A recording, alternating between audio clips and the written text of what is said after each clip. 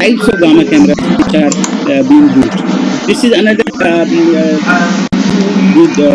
gamma camera which is in a ring form. You can see the detector around which are in RSNA, which is very less oftenly used, but it is very good for the brain spect study where you are doing the tomographic images of the brain. You can see this gamma camera, and these are the arrays of crystal which are arranged around the patient in 360 format, and the patient head is positioned inside, and the data is acquired from all the angles simultaneously. These are multiple crystal ring design gamma cameras which are very, very less often because their use is only limited to a particular organ like brain.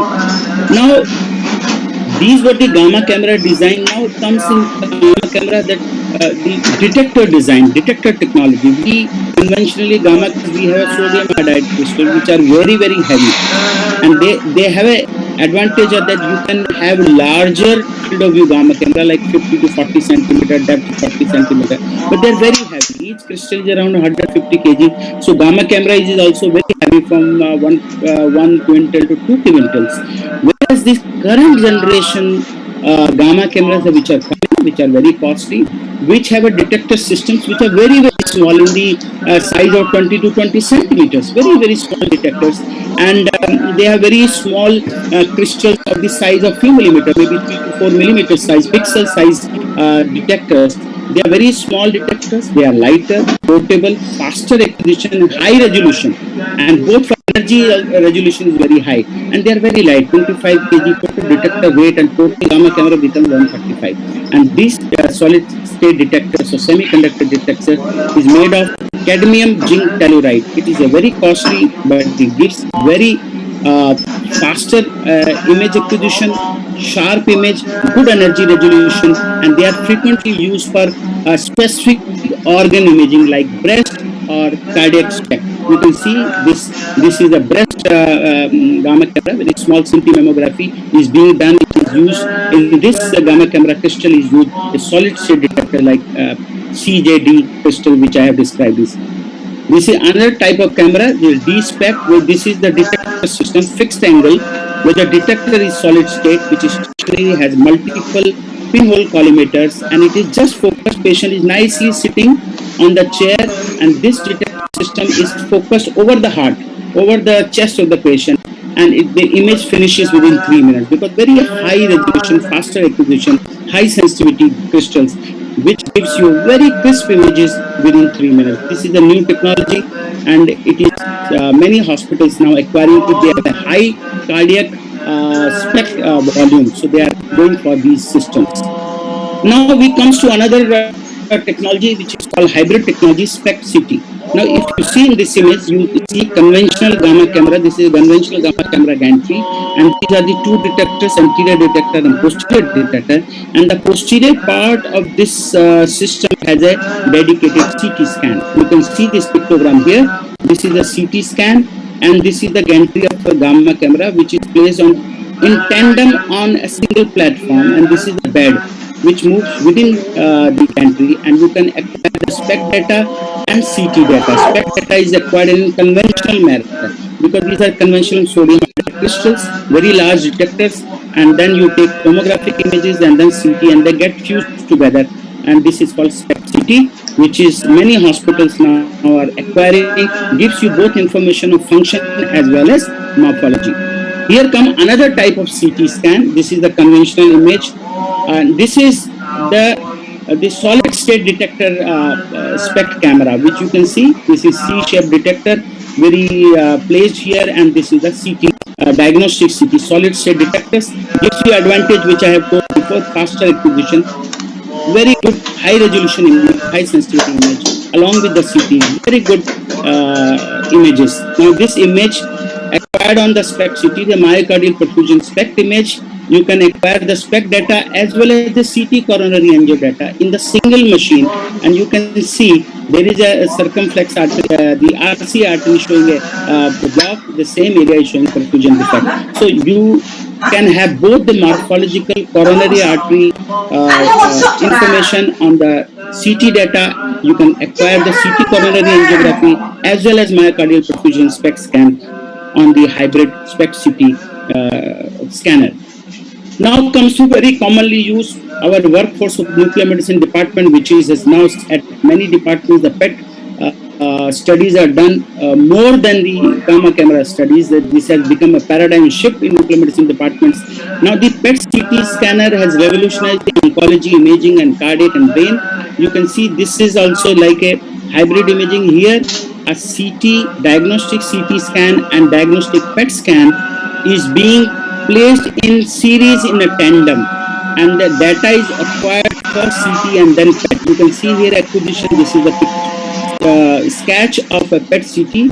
The first patient moves into the CT gantry, you acquire a CT data, and then moves into the PET gantry, you acquire the PET data. Now this CT data is used for both attenuation correction as well as for the anatomical information. So the PET data is being the attenuation correction is done with the CT information, CT morphological map of the that particular patient, and this data is attenuated, corrected, and this is the attenuated corrected PET image, and this is the fused image. So this is commonly used in clinical practice in oncology. This is the most common PET CT, conventional PET CT, which is present in various departments. Now you can see that PET crystals are very small, arranged in an array form, in a ring form around the patient. There are multiple rings, and there all crystals are arranged in the ring and array form. This is the conventional PET detectors. Now this is routinely performed. This is a PET CT scanner commercially used in various departments. You can have various companies which are giving all these PET CT scanners. Now the recent advances in PET CT scanner for the last 1.5 hours, 1.5 years to 2 years is the total body PET CT scanner, which is named as new Explorer. This has a long field of access. So you complete whole PET CT scan of entire patient within less than 1 minute or 1 minute. It has a LSO crystal. You can see here LSO crystal, long axial field of view. You can see the long axial field of view. And here the silicon photomultiplier tubes are used, and the time of acquisition of whole body 165 to 170 centimeter length of the patient is covered in less than 1 minute or around 1 minute. It has a high resolution of 3 minutes, high sensitivity. The only problem is the cost. Wherever this current generation, the PET CT, the axial field view varies from 60 to 30 centimeters. So you acquire the data in various bed positions. First you take head, or then thorax, then abdomen, and then pelvis, and then the mid thigh. So the data is acquired in bed position form. 4 to 5 or 6 bed positions are taken, where in the single bed position in the total body X-ray, the whole patient is completed within 1 minute. So those patients which are very sick, cannot lie for longer, these cameras are useful. Number two, you can do dynamic studies after injecting the isotope, just like BTP scan, how there is a peak of isotope in that particular organ, how it is decaying or coming out of the body. So you can do dynamic data study. It has a very high resolution and very sharp, because each crystal is around 2.9 to 3 millimeter. So high resolution images on total body PET scanner. But they are very costly, but initially clinical trials on these scanners have been found to be very, very encouraging. Now comes another the scanner, which is the PET MRI scanners. The few departments of nuclear medicine have also acquired the PET MRI scanner. In India currently there are 4 PET MRI scanners, and there are 2 or 3 under installation. So these MRI scanners gives you an advantage of both MRI and the PET study, which are done simultaneously. It is a simultaneous acquisition of PET data. You can see in the cross-section image here. This is the PET MRI gantry, where the radio frequency body coil. This is the PET detectors. Then again the gradient coil, and this is the magnet. So all this interposition together. Now the photomultiplier tubes were very difficult to function in the high magnetic field. So special photomultiplier tubes, which are called avalanche photodiodes, APD, or nowadays this current generation PET MRI using a silicon photomultiplier SIPM are being used, which work in high magnetic field, and there is no problem for direct acquisition for PET. So you have a LSO crystal here. There is a the array of crystals of of LSO, lutetium silioxylate crystals, which are better they have a high time of flight data. These crystals are arranged, then you have a multiplier tubes. They are arranged and they gives you high sensitivity and advantage of both PET and MR. Both are molecular imaging agents, gives you high quantitative image data. Especially they are going to give revolution in gynec oncology patient like CS cervix, and in the brain PET like dementias and the epilepsy focus localization. So they have great potential in neurology and oncology indications. No, probably this is the last slide where I can see the PET MRI, the blended modality could be the choice of future. Thank you very much for giving me opportunity. These are the spectrum of nuclear medicine instruments which are present in current generation nuclear medicine department. Thank you so much for patient hearing.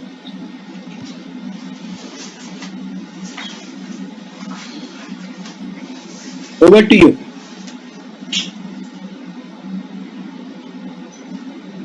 Dr. Arun, over to you.